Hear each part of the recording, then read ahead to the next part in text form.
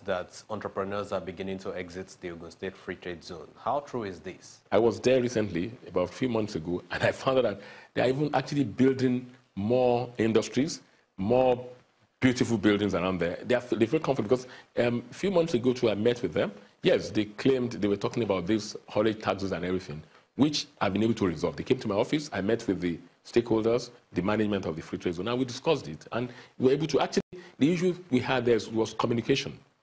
Apparently, the tax people were actually going to verify some things, but they didn't know that was what they were coming for. They thought they were coming for something else, and the security didn't allow. So I called them into my office, and we had a beautiful meeting, and we all agreed on the modalities and everything. So it has to do with the haulage of the vehicles, the trucks that are taking. I mean, they're applying the roads. And let me tell you this, there's a problem.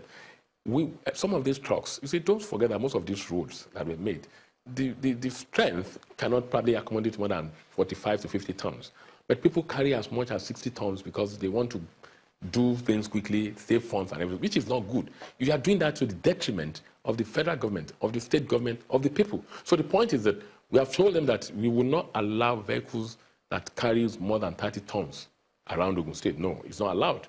So very soon we'll start impounding those vehicles. So the point is that once they can meet that, and at the same time all these trucks carrying all those goods, we've agreed with them, we are going to have designated areas where they pay the haulage fee, and it's harmonized. No, they don't have somebody collecting on. No, it's harmonized, and they are going to wear reflective uniform. They have the ID cards, and they have security agencies that are going to be with them. So once you know that, you pay them, and you have your necessary approval. And then we've introduced stickers for corporate stickers. For example, the likes of Lafarge, Dangotes of this world, all these multinationals, all these big industries, they give us the list of their vehicles. Some of the companies have as many as 900 vehicles, 900 trucks, 1,400 trucks, and they give us the names, so we give them the stickers. They paid. So nobody's stopping them.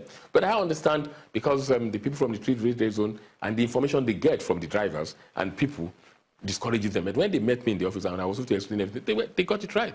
And they understood what I was saying. And there was no problem. I'm not aware of anybody leaving that place. Yes, they were worried about it, but it was resolved and everything went well. At a point in time in Ogun State, insecurity was raising its ugly head, and that was serving as a threat to banks, to businesses, to entrepreneurs generally. Have you been able to address this? Ogun State is one of the 7 states in Nigeria today. Even far away in South Africa, in Ghana, His Excellency was given an award for being the safest state. Yes, fine.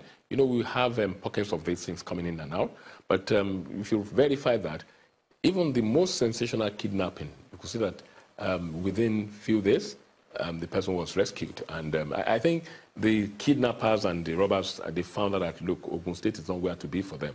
So finally, Ogun State actually delved into rice production, agriculture in 2017. How do you see that supporting import substitution next year, 2018? Well, I think this is just the beginning of a long story. I mean, the rice, we launched it, the pyramid rice and the parboiled and the Ofada rice. I mean, Ofada rice outside is going for almost 30-something naira and everything, but what we have is about 25,000 naira. And the parboiled is about 11,000 plus. So the point is that we've been able to cut that market. And another thing that people don't realize that in Nigeria, it is ridiculous that we rely solely on importation of rice. And this is one of the staple foods that people eat on a daily basis, and the demand for it. So I'm happy that the focus has shifted.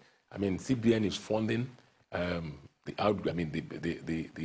farmers now. It actually encourages the farmers so that, I can tell you that the demand, we are requesting for that, and the demand is so high that I hope and I pray that we'll be able to meet the needs, the demands of these people. So that is the most important thing.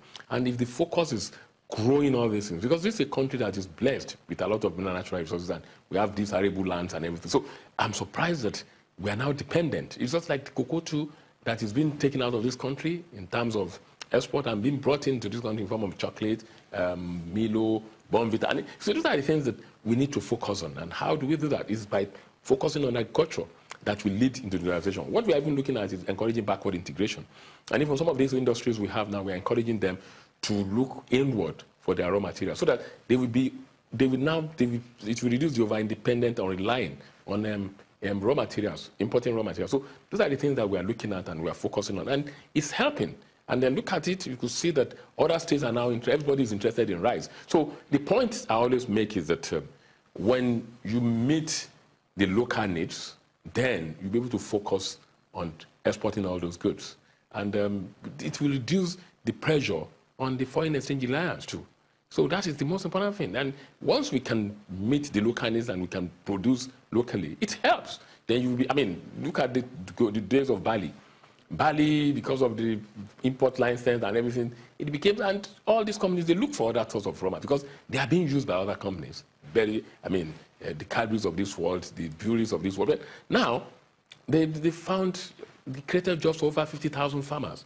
I mean, they are growing sorghum.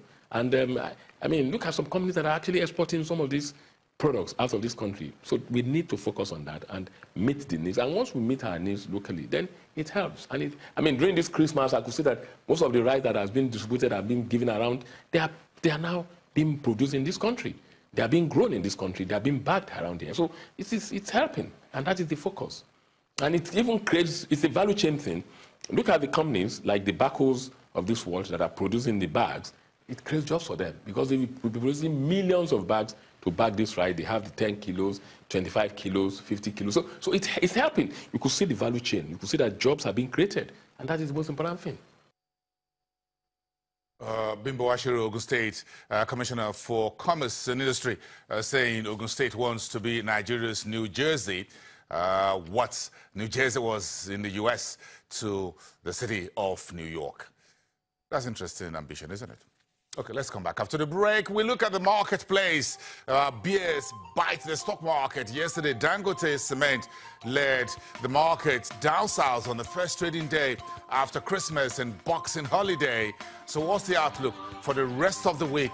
We're looking at the final hours of 2017, trading the markets. And that's where we're going when we return.